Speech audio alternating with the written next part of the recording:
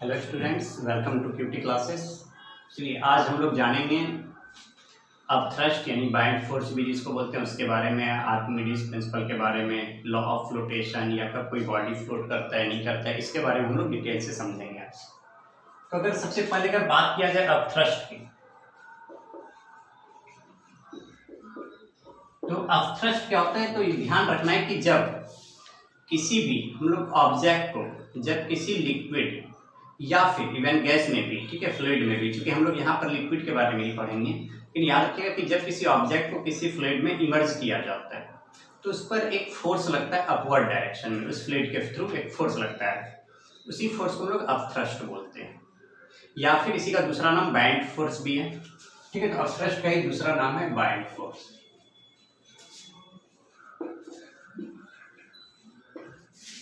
तो ये आपको ध्यान रखना है कि जब कभी कोई ऑब्जेक्ट को अगर हम लोग फ्लूइड में इमर्ज करते हैं तो वो फ्लूइड इसके ऊपर एक अपवर्ड डायरेक्शन में एक फोर्स लगाता है, जिस वजह मतलब उसी फोर्स को हम लोग अपथ्रस्ट बोलते हैं। जिस वजह से क्या होता है कि अक्सर आपने देखा होगा कि अगर आप कभी कुएं वगैरह से पानी अगर निकालते हैं या कोई भी अगर ऑब्जेक्ट वगैरह अगर पानी के अंदर रखा हुआ है तो अगर आप उसे लिफ्ट करते हैं, ऊपर की ओर उठाते हैं, तो जब तक वो लिक्विड के अंदर रहेगा ना, वाटर के अंदर रहेगा, तब तक वो काफ़ी लाइट फील होता है, काफ़ी हल्का फील होता है। वजह क्या होता है, क्योंकि जब हम लोग ऊपर खींच रहे होते हैं तो वो लिक्विड भी ऊपर की ओर फोर्स लगा रहा होता है, हम लोगों की हेल्प कर रहा होता है, तो इससे क्या होता है हम लोगों को वो काफ़ी लाइट फील होता है। लेकिन जैसे लिक्विड के बाहर आएगा तो फिर जितना वेट है उससे ज़्यादा फिर लगाना पड़ जाता है उसको ऊपर उठाने के लिए। लेकिन जब तक वो लिक्विड में रहता है वो काफ़ी लाइट फील होता है, उसका रीज़न वही है अपथ्रस्ट या फिर बाइंड फोर्स। तो अब ये क्या होता है, अब ये एक एक्साइटमेंट होता है कि आखिर हम लोग जानेंगे कैसे कितना अपथ्रस्ट लगाता है लिक्विड। तो इसी से रिलेटेड वो आर्किमिडीज, ठीक है, उस साइंटिस्ट था आर्किमिडीज, उसी ने इसे एक्सप्लेन किया था कि अगर वो हम लोग को जानना है कि अपथ्रस्ट कितना लगता है तो वो हम लोग कैसे जानेंगे। तो ये ध्यान में रखिएगा कि आर्किमिडीज की एक्टिविटी के अकॉर्डिंग क्या था कि अगर किसी भी, मान लिया जाए इसमें हम लोग ना कम्प्लीटली अगर भर देते हैं, सपोज वाटर से, किसी भी लिक्विड से इसको भर दिए, उसके बाद इसमें उस ऑब्जेक्ट, किसी ऑब्जेक्ट को अगर हम लोग इमर्ज करेंगे, अंदर अगर डालेंगे ऑब्जेक्ट को, तो जैसे ही आप अंदर डालिएगा तो क्या होता है उस केस में लिक्विड बाहर निकल जाएगा।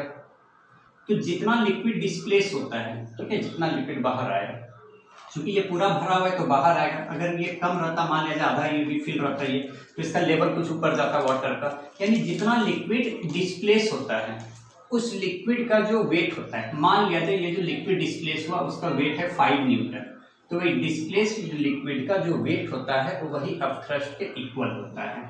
तो इस मीन्स मतलब आर्किमिडीज के अकॉर्डिंग यही था, और यही था ही। तो आर्किमिडीज ने ये बताया था कि जब किसी ऑब्जेक्ट को हम लोग इमर्ज करते हैं किसी लिक्विड वगैरह में, तो जितना वो डिस्प्लेस करता है लिक्विड को, तो उस डिस्प्लेस्ड लिक्विड का जो वेट होता है वही है अपथ्रस्ट। तो अब प्रिंसिपल ऑफ फ्लोटेशन जो होता है, चलिए उसके समझने के पहले हम लोग 3 कंडीशन लेते हैं। दैट इज जब ऑब्जेक्ट का वेट से ज्यादा हो, अपथ्रस्ट इक्वल हो या कम हो, तो वैसे केस में क्या क्या होता है हम लोग इसलिए आइए उसको समझते हैं।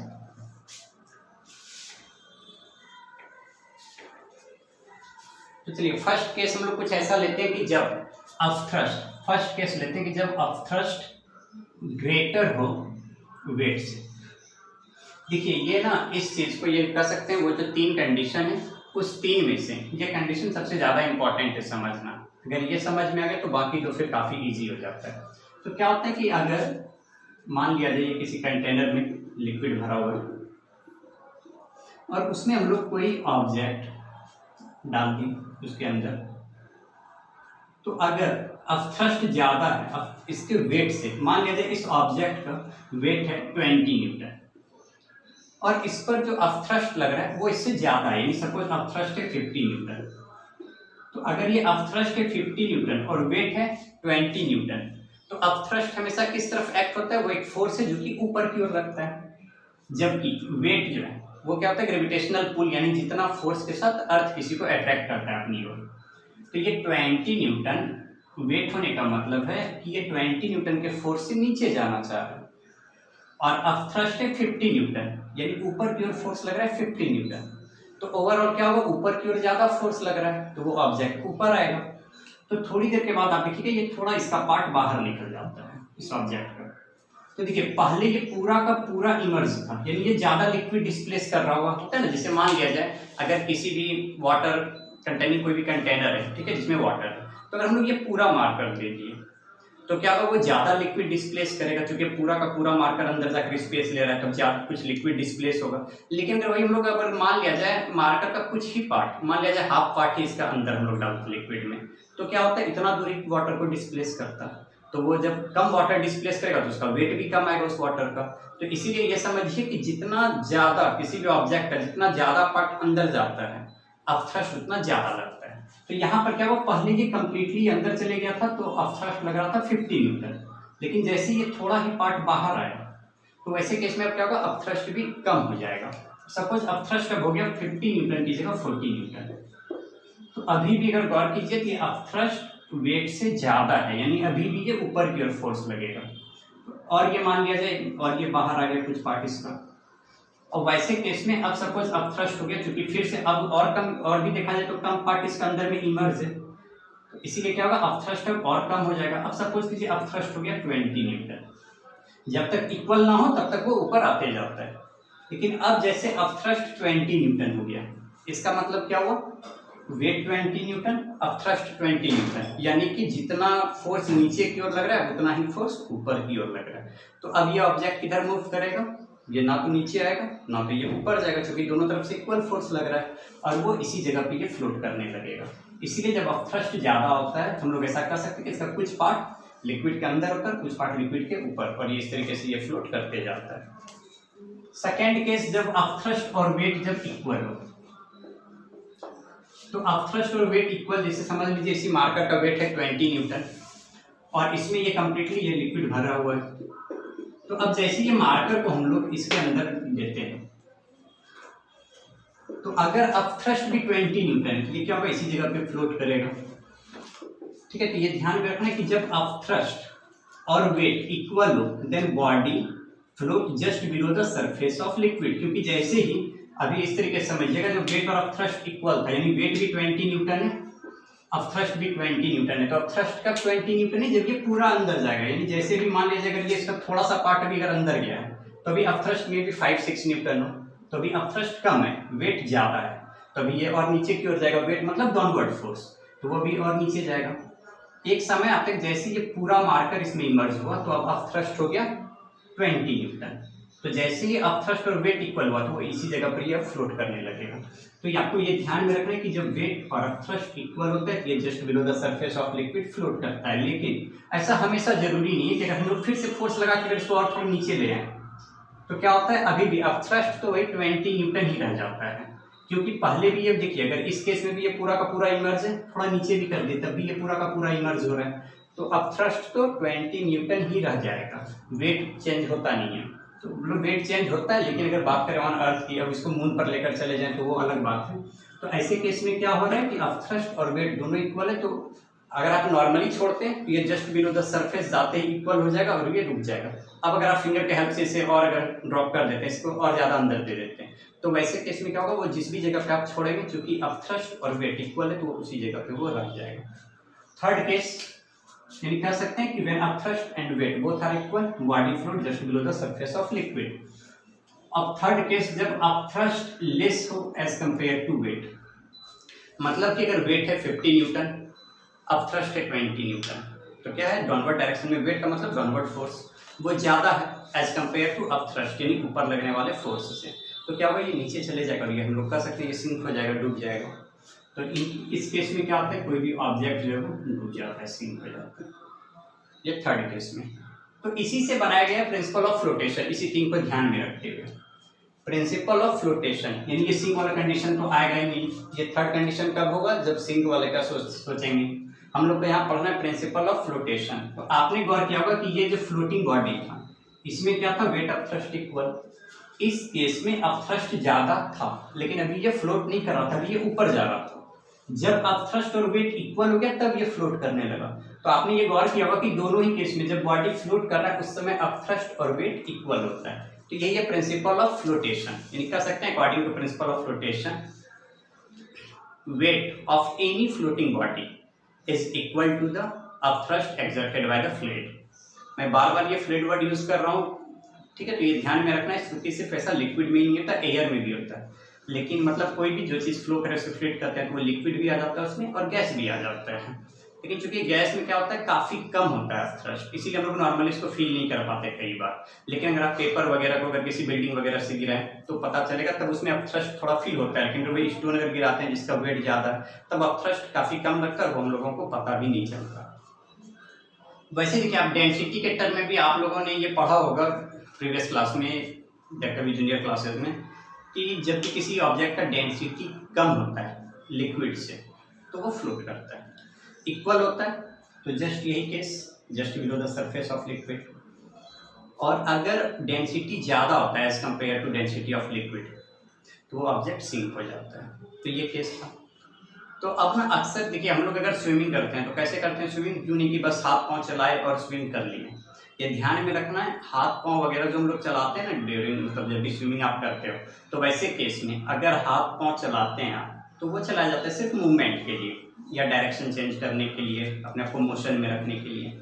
लेकिन स्विमिंग के टाइम में जो सबसे बड़ा टारगेट होना चाहिए वो हम लोगों का क्या होना चाहिए, फ्लोट करना, कि डूबे नहीं।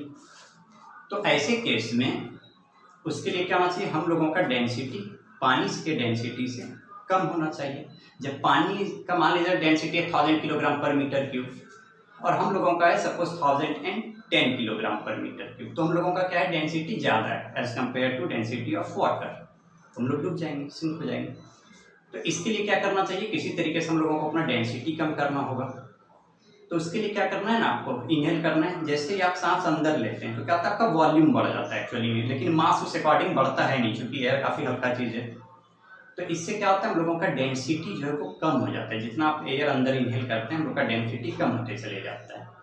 और जब डेंसिटी कम होता है तो जैसे ही डेंसिटी वाटर के डेंसिटी से कम हो गया 1010 से, हम लोग जैसे ही इनहेल करते हैं एक समय आता है कि हम लोगों का डेंसिटी 1000 से कम हो जाता है, और जैसे ही वाटर से कम हुआ हम लोग फ्लोट करने लगे।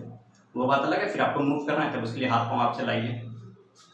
लेकिन अक्सर ये पूछा जाता है कि स्विमिंग जो है वो सी वाटर में ईजी है as compare to river water. तो देखिए, वाटर का, रिवर वाटर का नॉर्मली वो प्योर, मतलब प्योर क्या कहते हैं, सॉल्ट वगैरह ज़्यादा डिजॉल्व नहीं होता। सी वाटर में सॉल्ट ज़्यादा डिजॉल्व होता है, तभी वो टेस्ट भी उसका सॉल्ट ही होता था। तो चूंकि सी वाटर में सॉल्ट ज़्यादा डिजॉल्व रहता है इसलिए उसका डेंसिटी ज़्यादा होता है as compare to river water. कहने का मतलब है कि अगर रिवर वाटर का डेंसिटी है 1000 किलोग्राम पर मीटर क्यूब, तो सी वाटर का may be 1008 kilogram per metre cube, 1008 kilogram per metre cube. और हम लोगों का क्या है, डेंसिटी 1010। तो ऐसे केस में क्या होगा, जब हम लोग एयर को इनहेल करके जब अपना डेंसिटी कम करते हैं तो 1000 से कम करना कंपेरेटिवली हार्ड है। अगर हम लोग को 1008 से कम करना, देखिए सी वाटर में आपको अगर फ्लोट करना है तो आपको 1008 से कम करना है, यानी अगर 1005 हो गया, 1006 हो गया तो भी हम लोग फ्लोट कर लेंगे। लेकिन रिवर वाटर में फ्लोट करने के लिए आपको 1000 से कम होना चाहिए आपका डेंसिटी, जो हम लोगों के लिए ज़्यादा थोड़ा टफ होता है। ज़्यादा इनहेल कीजिए, ज़्यादा देर तक अपने एयर को रखे रहिए अपने अंदर। तो इसीलिए सी वाटर में हम लोगों को स्विमिंग करना ईजी होता है, क्योंकि उसका डेंसिटी ज़्यादा होता है as compare to river water. वैसे ही अगर सब मैरीन से मान लिया जाए एक प्लेस से दूसरे प्लेस जाना हो, तो ऐसा तो होता नहीं कि हम लोग पानी के अंदर बस डुबकी लगा दिए, सब मैरीन पे गिरे वहाँ से चल दिए, ऐसा होता नहीं है। सब मैरीन ऊपर आता है तब हम लोग उस पर चढ़ते हैं, उस पर सवार होते हैं, फिर वो सब मैरीन नीचे जाता है, फिर वो पानी के अंदर ट्रैवल करता है, फिर जहाँ पर आपको जाना हो, ऐसा नहीं फिर वहाँ पर दरवाज़ा खोल देता है अंदर ही हो, फिर वो ऊपर आता है, फिर दरवाज़ा खोलता है, फिर हम लोग बाहर निकलते हैं। तो जैसा भी मैंने बताया कि कोई भी चीज़ को अगर आप एयर वगैरह से भरें तो नॉर्मली इसका डेंसिटी कम हो जाता है। तो सबमरीन में क्या किया जाता है, उसमें एक वाटर टैंक होता है जिसको बल्लास्ट टैंक के नाम से भी जानते हैं। तो क्या किया जाता है, सबमरीन जिससे भी मान लिया जाए अगर वो भी ऊपर में है, ठीक है, पानी के ऊपर है हम लोग को, ठीक है, उस पर जैसे ही हम लोग उस पर बोर्ड किए, अब सबमरीन को नीचे जाना है तो वो वाटर टैंक में पानी फिल कर दिया जाता है। जैसे पानी फिल किया जाता है उसका डेंसिटी पानी के डेंसिटी से ज़्यादा हो जाता है और वो नीचे सिंक हो जाता है। फिर उसको जहाँ जाना था गया। अब फिर जैसे मैंने बताया कि वहाँ दरवाज़ा वो पानी के अंदर खोलेगा नहीं कि आप लोग बाहर निकलिए। तो वैसे केस में ना क्या किया जाता है, फिर जैसे ही वो डेस्टिनेशन पे पहुँच गया फिर वाटर टैंक से सारे पानी को निकाल दिया जाता है, उससे उसका डेंसिटी फिर कम हो जाता है डेंस पानी से। और जैसे डेंसिटी कम हुआ पानी से वो फिर खुद ब खुद ऊपर आके फ्लोट करने लगता है, फिर हम लोग बाहर निकल आते हैं। मछली भी कुछ वैसा ही यूज़ करती है, गॉल ब्लैडर में एयर भर लेती है, उसका डेंसिटी कम हो जाता है पानी से, वो ऊपर आ जाती है। देख लिया कोई आसपास कोई शिकार तो करने वाला नहीं है, फिर जब उसको अंदर जाना रहा तो वो कम्प्लीटली उस एयर को बाहर निकाल देती है और फिर से उस फेस का जो डेंसिटी है वो पानी के डेंसिटी से ज़्यादा हो जाता है, वो अंदर चले जाती है। स्विमिंग वो जैसे भी करे अपने फिन वगैरह के हेल्प से, लेकिन ऊपर अप एंड डाउन का मूवमेंट जो होता है वो उसका इसी हेल्प से होता है। फिर अक्सर ये भी पूछा जाता है कि एक छोटा सा आयरन नेल वो सिंक हो जाता है, इतना बड़ा शेप वो क्यों नहीं सिंक होता, वो भी तो आयरन का ही बना होता है।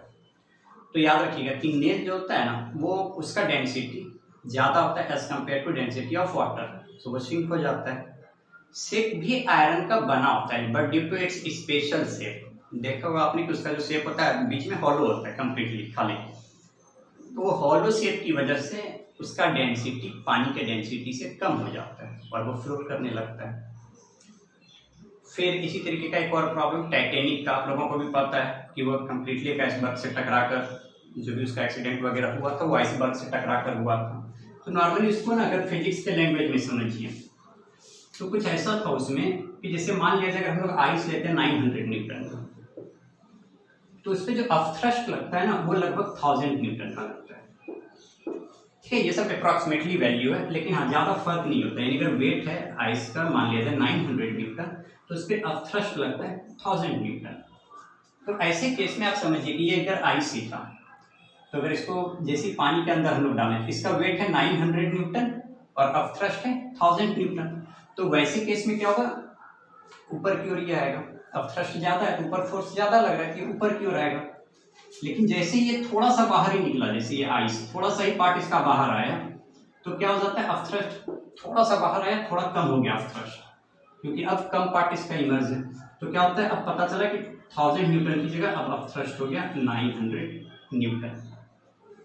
तो ऐसे केस में क्या होगा, अब ये फ्लोट करने लगा तो लगभग क्या होता है, आइस का जो है ना वो 1/10 पार्ट ही बाहर रहता है और 9/10 पार्ट अंदर रह जाता है।